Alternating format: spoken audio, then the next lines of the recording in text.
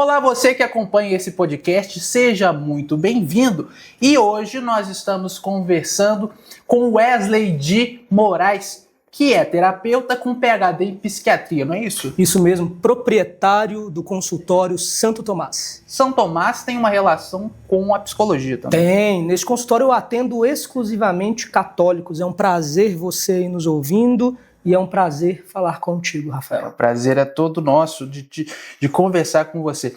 Então, falando desse ponto de vista católico, psicologia e catolicismo combinam? Combinam. Nós temos tratados que vão falar do que nós chamamos de alma humana. Não alma da perspectiva de céu, inferno, nada disso. Mas alma da perspectiva virtude, ente, algo que tem ali dentro que faz parte da composição do seu ser. E quem primeiro fala disso sequer era um católico, foi Aristóteles.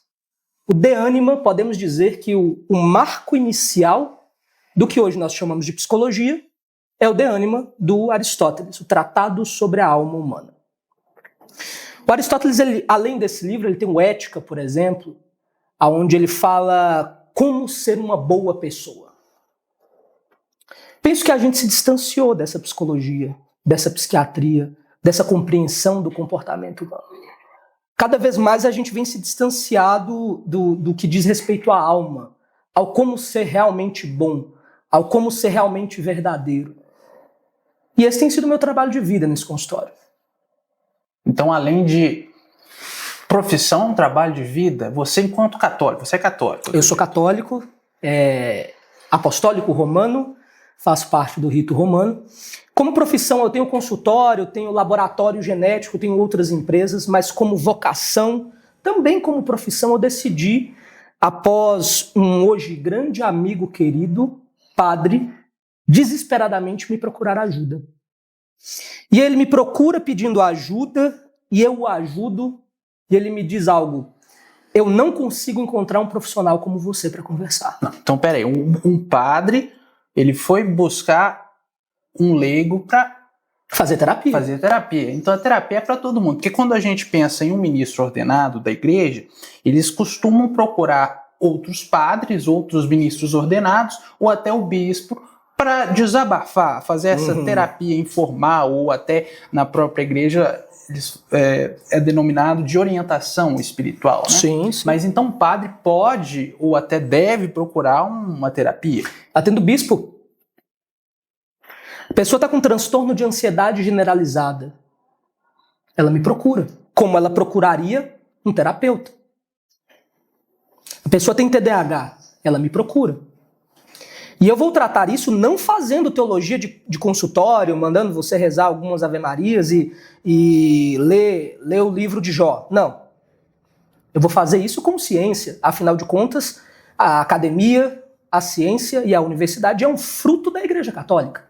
As primeiras universidades e os grandes acadêmicos são da igreja, foram desenvolvidas pela igreja. O que eu faço é uma exortação a isso.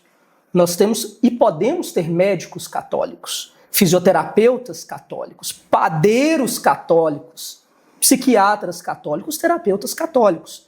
Nada mais é que uma pessoa que exerce muito bem, diga-se de passagem, a sua profissão e que de vida escolhe o catolicismo para guiar os seus próprios passos pessoais. E isso reflete no seu trabalho, porque a gente acredita que a graça de Deus, a partir disso daí, ela age no nosso trabalho.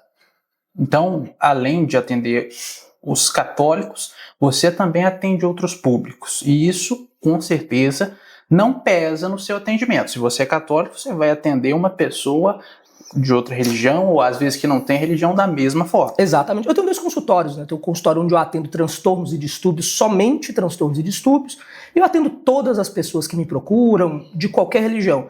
E tem um consultório Santo Tomás, que é este específico, que eu foco em católicos.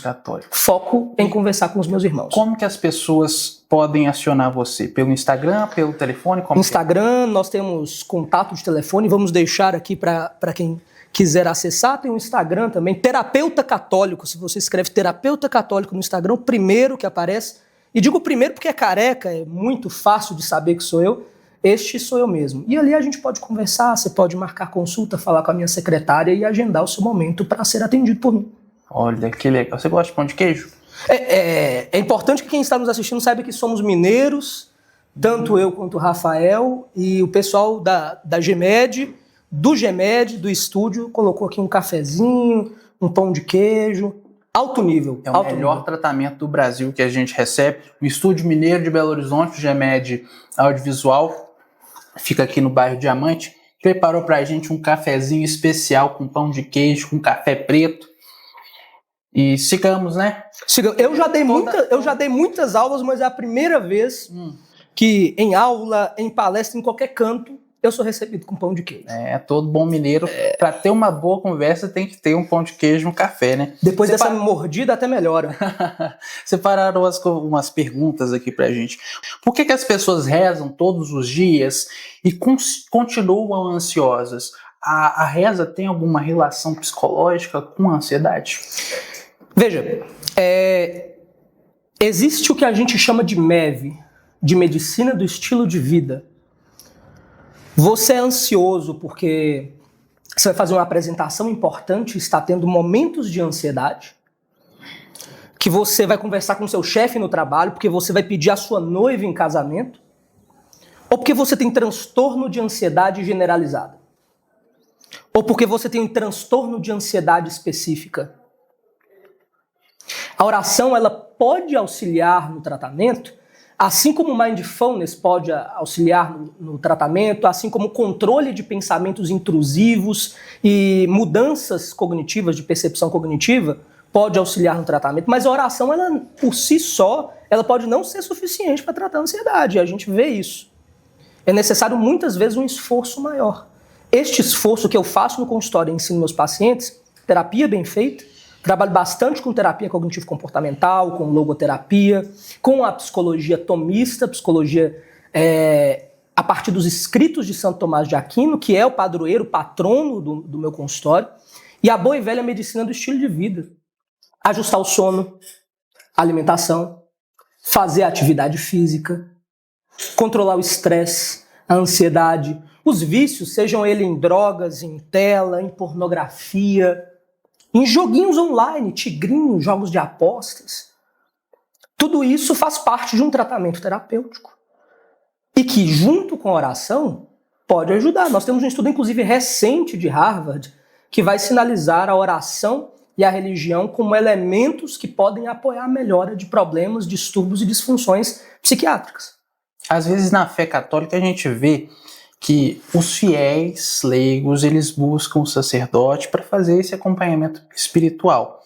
E, na maioria das vezes, a gente vê que o padre não tem a preparação como um psiquiatra, como um psicólogo, né, terapeuta, para fazer esse atendimento. E às vezes fala, é oração. Só a oração consegue tratar o seu psicológico?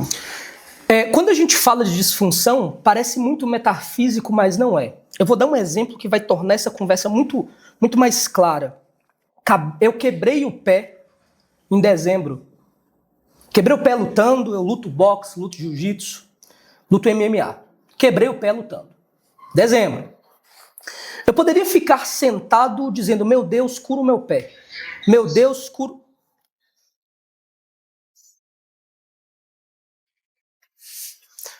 Peraí. Calma aí que eu desengajei, calma aí. Esqueci. O que eu tava respondendo? Do pé. Não, mas por que eu tava respondendo isso aqui? Porque eu perguntei se só a... lembrei. Vou te dar um exemplo para te responder.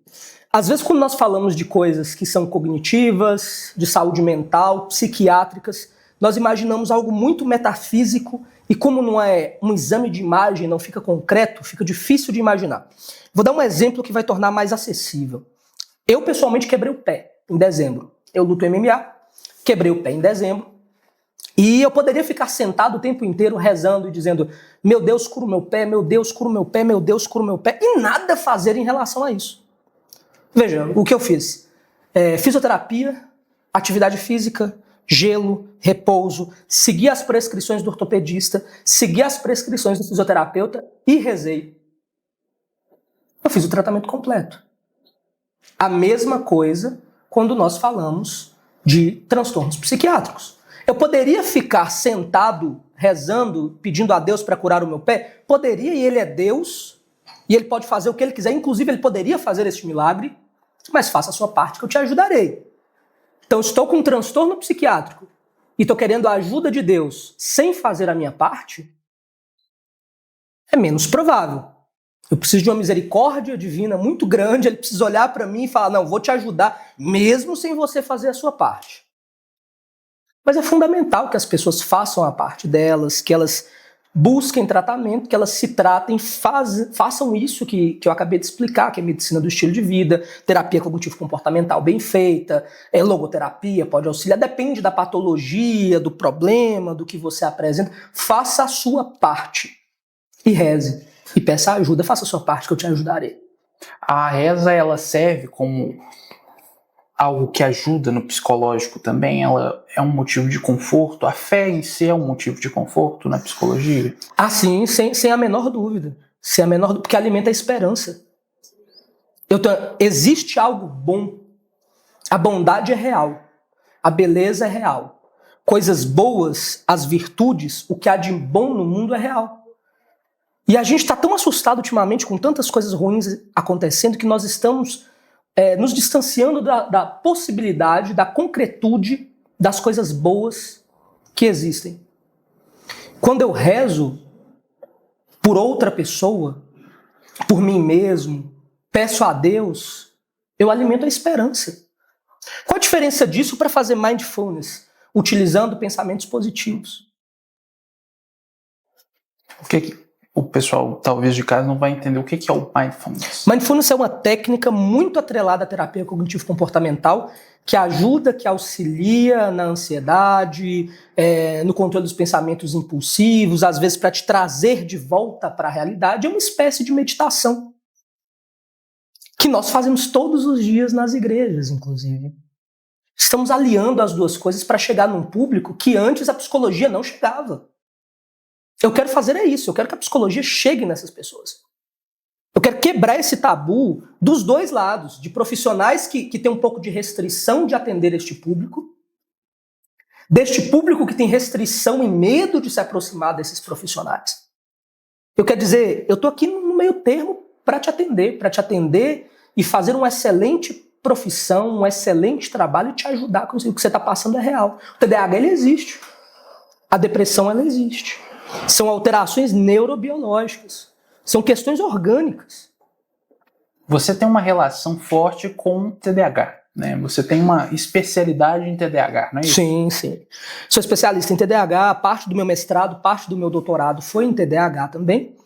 E tenho TDAH. Eu tenho TDAH tipo 3 e não apenas trato os pacientes. Eu sei o que é na pele viver com a cabeça confusa.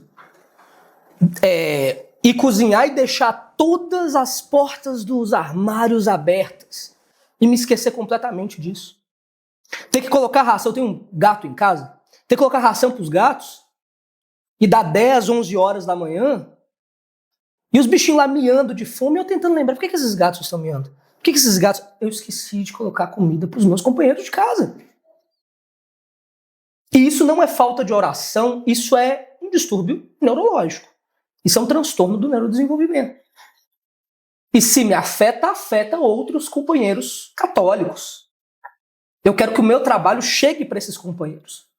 Exatamente esse é o meu objetivo. Eu quero levar o trabalho de qualidade, a ciência de qualidade para esse público. Falar com esse nicho, né? Com certeza. Quando a gente pensa na igreja antiga, vamos falar assim, né? A igreja da Idade Média, talvez. Ela veria o TDAH... alguns outros distúrbios ou neurodivergências de hoje, como ela vê hoje em dia? Olha que pergunta engraçada. Você sabe que se nós formos na linha histórica do TDAH, que é o transtorno de déficit de atenção e hiperatividade, alguns dos primeiros registros sobre esse transtorno foi escrito em uma universidade e mosteiro por padres. E eles falavam que eram distúrbios da agitação e movimento. Por que eles fizeram isso? Porque tinha um grupo de leigos que estavam dizendo que era possessão. Estava dizendo que era uma das manifestações de possessão demoníaca na cabeça da pessoa que deixava ela agitada. Nós temos a possessão de fato, que é o demônio, ou demônios entrando, raríssimo de acontecer, diga-se de passagem, mas nós temos esse tipo de possessão por influência. E os leigos acreditavam que era isso. E um conjunto de padres disse, não, isso é orgânico. Isso é um distúrbio orgânico, não há possessão aqui, não há influência demoníaca aqui nesse distúrbio, e ele é então o que hoje nós chamamos de TDAH. Boa parte da história dos transtornos psiquiátricos, elas passam por cientistas que foram sacerdotes. Elas passam por profissionais das igrejas, das universidades católicas. Você citou a possessão e a obsessão demoníaca, Claro. Que existe na fé católica, existe rituais de exorcismo, não é só nos filmes, né, que a gente vê que existe de fato. Eu já tive contato com um livro, né, de exorcismo, e hoje em dia é muito rígido o processo para analisar, né, uma possessão demoníaca. Né? Uhum. Tem diversos sinais, né, inclusive falar outras línguas, né? Você pode até me ajudar nisso, falar outras línguas que a pessoa nunca teve contato, né? Porque quando a gente vê também do lado psicológico, psiquiatra, a gente pode ter um distúrbio, né? Algo derivado do psicológico daquela pessoa que está causando aquilo e não necessariamente é uma possessão demoníaca. Como diferenciar? Como que a igreja faz isso hoje? De diferenciar a possessão, a obsessão demoníaca de um comportamento psiquiátrico. Nós temos um padre que ele é autoridade no assunto, inclusive esteve no Brasil, teve até aquele programa no Fantástico há um tempo. Padre Quevedo? Padre Quevedo. Padre Quevedo tem livros que vão nos elucidar exatamente sobre isso. São poucos e raros os casos de possessão. Porque senão a gente tira o objetivo original do demônio. O objetivo do mal não é te assustar, não é te assombrar, não é fazer com que todo o nosso estúdio pegue fogo do nada, nos assuste, porque senão a gente corre para o bem. Porque senão a gente corre para Cristo. O objetivo do mal é te convencer que ele é bom. É a corrupção. É pavimentar a autoestrada para o inferno de maneira atraente e não assustadora. O que o mal ganha te assustando? O que o mal ganha fazendo com que você seja possuído e não mais responsabilizado por seus atos e sim demônio? Ele pode até mesmo perder a sua alma para o céu. É mais útil para o mal ele se travestir de bem. Por isso os casos de possessão, e a própria igreja fala isso, são raríssimos. Não são tantos assim como a gente imagina. O demônio ele não ganha nada fazendo você ter medo dele. Ele ganha convencendo você de que é atraente ele, de que é atraente o mal, de que é atraente o desvio de virtude e te distanciar da verdade, te distanciar da graça. Como você separa a possessão de um transtorno psiquiátrico? Tendo muita clareza que não é o sujeito que está exercendo aquilo ali. Isso aqui começou a levitar. Do ponto de vista biológico, você não tem esse poder. Então, se isso aqui começa a levitar, eu entendo que não é psiquiátrico. Eu entendo que possa ser um caso de possessão. Quais casos de possessão nós temos acesso que de fato são fenômenos sobrenaturais acontecendo? Chover sangue, esse terço, que inclusive foi um presente do Papa Francisco, começar a estourar e explodir do nada e virar besouros, um fenômeno sobrenatural. Agora, eu começar a me contorcer e falar dialetos estranhos não necessariamente vai categorizar possessão. Pode ser de fato algo psiquiátrico. A linha tênue é a presença do sobrenatural ou não.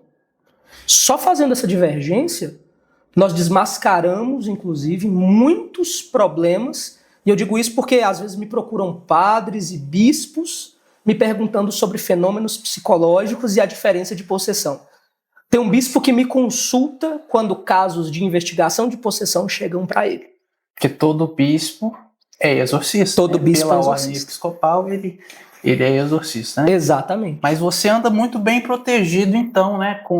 Vamos mostrar aqui é um texto que você recebeu do Papa Francisco. Sim. Como que é essa história?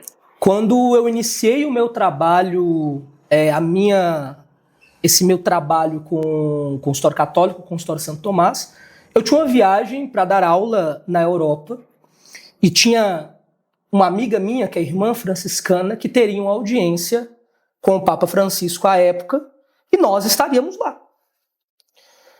Eu, por um golpe do acaso, que estava lá na mesma época, quis encontrá-la. Fomos à missa juntos, assistimos à missa juntos, nós estávamos conversando e ela me disse, olha, teremos uma audiência com o Papa Francisco. Venha conosco. Assim, eu fiquei completamente surpreso. Não é todo dia que você encontra o Papa. Todo dia que você encontra o Papa. Eu até já tinha visto ele passando, ele e o Papa Bento XVI, Papa anterior, já tinha visto ele passando em um evento, mas nada de tão proximidade. No dia da audiência, só tínhamos 12 pessoas na sala com o Papa. Conversei com ele mais ou menos uns 7 minutos, contei para ele desse consultório católico, contei para ele que eu era brasileiro, elas também eram. Ele, como bom argentino, cheio de graça, falou de futebol comigo. E ele abençoou o meu consultório, o consultório católico Santo Tomás, me deu uma bênção e pediu o assessor para me dar este terço. Então ele me deu este terço e aí a minha vocação, esse meu trabalho tem a bênção do Santo Padre, o Papa Francisco. Então quem for procurar o seu consultório, pode ter certeza que é um consultório abençoado, até pelo Papa, né? O consultório o terapeuta tá tentando, mas o consultório Um dia a gente chega lá, né? Um dia a gente chega lá. Eu vou ver com o Gabriel se dá pra fechar aqui no texto. Dá, Gabriel?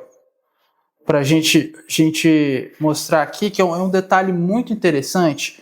A gente tem aqui a férula, né, que era do Papa São João Paulo II, e depois foi usada por muito tempo pelo Papa Francisco durante o pontificado dele. Aqui a gente tem o brasão papal, né, do Papa Francisco, e aqui a imagem provavelmente Nossa Senhora com o menino Jesus, né? Porque cada papa tem um brasão, né, Wesley? Sim, cada papa faz um brasão do seu santificado, tem os marcos. Hoje o nosso papa é o Papa Leão, e ele tem o brasão dele da ordem agostiniana, né? Ele fez algumas adaptações. Muito bom. Voltando, existe alguma diferença entre humildade e baixa autoestima?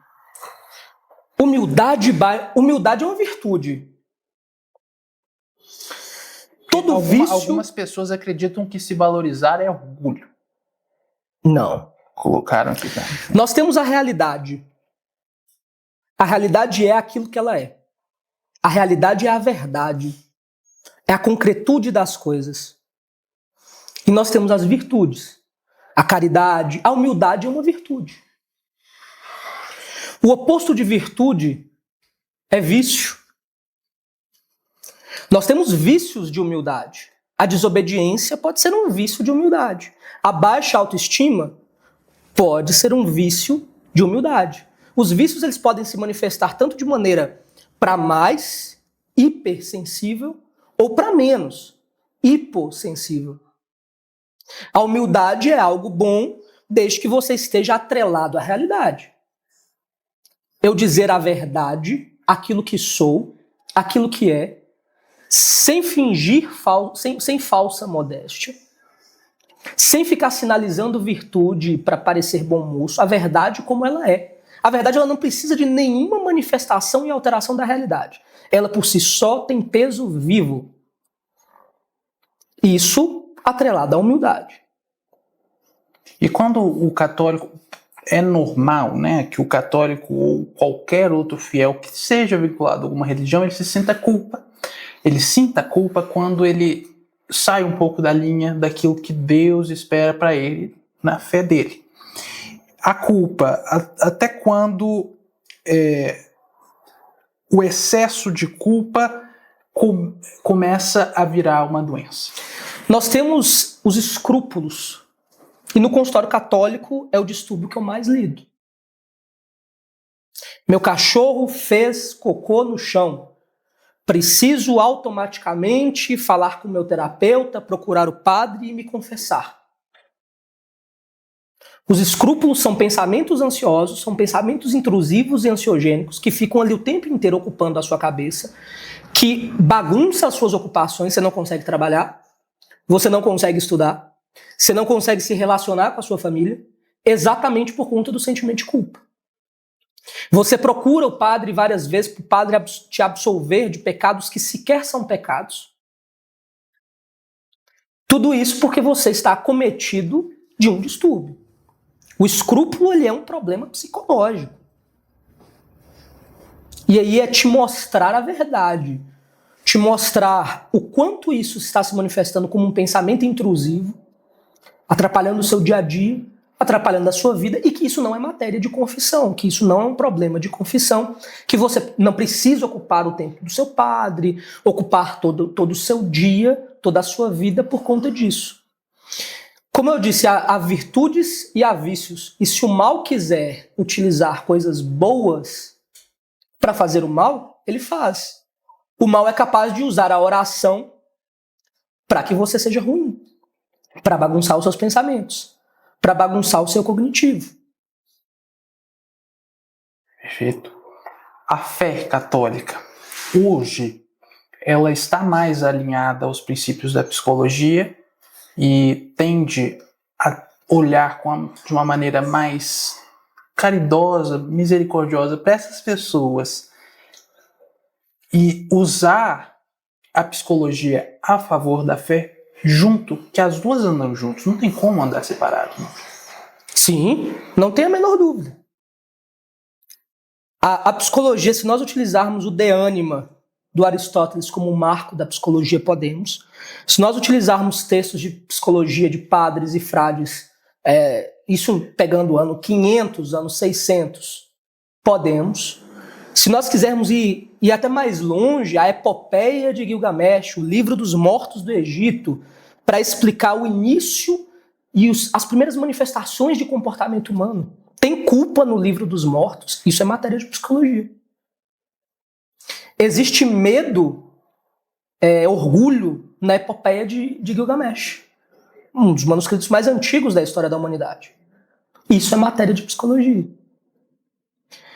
A ocupação da igreja hoje é salvar almas, e eu entendo que a minha ocupação como católico é ser um bom profissional. Eu sou terapeuta, professor universitário em psiquiatria, em neurociência, em psicologia.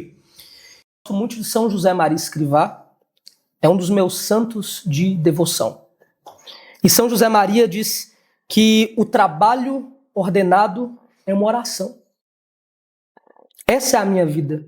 Na oração dele, ele fala na cátedra universitária: Senhor, abençoai-me. Que eu faça um bom trabalho na cátedra universitária. Que no hospital eu faça um bom trabalho. Cada segundo de trabalho bem feito é um segundo de oração. E todos nós somos chamados a ser santos. São João Paulo II já dizia, né? Exatamente. Hoje, muitas pessoas estão andando muito estressadas com o pai, com a mãe com o filho com o pai e vice-versa. As pessoas andam com a cabeça mais quente. Como lidar com pessoas difíceis? Com situações também que te deixam irritadas, sem deixar de ser cristão. Ou melhor, sem deixar de seguir os princípios cristãos, católicos. O estresse como patologia, nós estamos mais estressados por conta do nosso cotidiano, de como vivemos a modernidade, de como vivemos a tecnologia. Eu recebi um paciente que estava quase 8, 9 horas por dia em tela, celular. Isso, e nem trabalhando, scrollando tela, que não dormia direito por conta de tela. Só aumenta o nível de cortisol, se bagunça o sistema de recompensa. Isso te torna mais estressado. Então, pensando nesses estresses que são do estilo de vida, esses estresses que são do cotidiano desordenado, qual que é o remédio para a desordem? A ordem. Ordenar a vida, ordenar as coisas. Ser aconselhado em como fazer isso, porque muitas vezes tu não sabe fazer sozinho. Agora, como lidar com alguém que às vezes possa ser impertinente? Tem uma amiga que outro dia postou um vídeo de familiares e pessoas, eles são abertos à vida, tem muitos filhos, familiares de pessoas, e as pessoas sempre que vão chegar perto dela fazem piadinha. Nossa, tá grávida de mais um. Tá grávida de mais um, e vão fazendo essas piadas depreciativas. Tem um momento que ela chegou assim, perdeu a paciência, falou: tô grávida de mais um, mas fique tranquila que é filho do meu marido, não é do seu. Percebe que teve um estresse. Mas percebe que ainda que dentro desse estresse, ela não permitiu que ela, sua gravidez e os outros filhos que ela tem também fossem desonrados. Às vezes, ser um pouco mais incisivo também é um ato de caridade. Para proteger você enquanto dignidade humana, os seus filhos enquanto dignidade humana, o seu marido enquanto dignidade humana. Eu preciso colocar um limite nessa piadinha, porque parece que as pessoas perderam a noção da realidade, fazem piadas impróprias, falam de jeito impróprio, e por aí vai. E o perdão, Wesley? O perdão está muito ligado a superar esse estresse que você citou. Perdoar, não perdoar, como perdoar sendo católico, como o perdão faz bem ou se faz mal para o psicológico. Perceba que quando Satanás arrasta um terço dos anjos do céu, bradando, não serve, bradando, não servirei, São Miguel Arcanjo levanta-se e, defendendo a si mesmo e a honra de Deus, começa a bradar: serve, eu servirei, pois eu vou me doar. E ali inicia a batalha, que é a batalha nossa da humanidade. O bem contra o mal. Ali é a marcação. O se doar e o não se doar. O servir e o não servir. Em química, o prefixo per significa grau máximo. O percarbonato de sódio é o carbonato de sódio em grau máximo. Permanganato é o manganato em grau máximo. Perdoa é senão doar-se em grau máximo. Muito bonito essa fala sua. Santa Teresa d'Ávila, ela falava das moradas do castelo interior. Ah, sim. Quando a gente fala na psicologia, a gente lembra muito de autoconhecimento. Uma das primeiras coisas que a gente escuta quando pensa em psicologia, que a gente tem que se conhecer para conseguir conhecer os outros e se amar, né? Conhecer para amar, né? Preciso conhecer para amar. Você não ama aquilo que você não conhece. Então, se amar para depois amar os outros. Tem alguma relação do autoconhecimento com as moradas do castelo interior que Santa Teresinha já falava? Claro. Se nós formos investigar aquelas moradas, aquelas do meu castelo interior, as moradas que eu preciso passar, aquelas que eu preciso viver, como vou passar por elas se eu não tenho muita consciência daquilo que sou? E não é consciência daquilo que sou com um papozinho bonitinho, não. É consciência daquilo que sou, inclusive dos meus erros. Eu sou um safado. Tudo de bom que tem em mim é Cristo. Eu não tenho nada de bom em mim. Absolutamente tudo de bom que tem em mim é Cristo. Em mim só tem coisa ruim. Como vou melhorar o meu castelo interior, como diz Santa Teresa, se eu não tenho clareza disso, se eu não me conheço, se eu não peço a graça de Deus para melhorar exatamente estes meus defeitos, para que eu consiga transitar adequadamente entre as moradas? Nunca vou passar por isso. Então, o autoconhecimento é também essa ferramenta para a noção da realidade, daquilo que sou, daquilo que preciso melhorar, para conseguir chegar mais próximo da verdade. E a verdade, ela não é um conceito abstrato. Ela não é um conceito metafísico. A verdade, ela é uma pessoa. Ela é a cruz. Ela é a exata pessoa que está na cruz. A conversa está muito boa, mas vamos ter que nos despedir, porque seu pão de queijo já acabou. Sem pão de queijo você não consegue. Você não comeu o seu. Como é que você vai explicar pro pessoal do estúdio que você só deu uma mordida no pão de queijo? Eu vou te deixar em maus lençóis. E você prendeu tanto a minha atenção que eu não consegui. O TDAH também, eu tenho também, e não consegui comer o pão de queijo, que eu tive um hiperfoco na sua. Te vejo no consultório amanhã. É isso, pessoal. Essa foi a conversa com Wesley de Moraes. E nos vemos em breve, quem sabe. Muito bom conversar com você, Pedro. Tchau, pessoal. Até a próxima. Muito obrigado, Rafael. Tchau. Tchau, tchau. Obrigado. Até a próxima.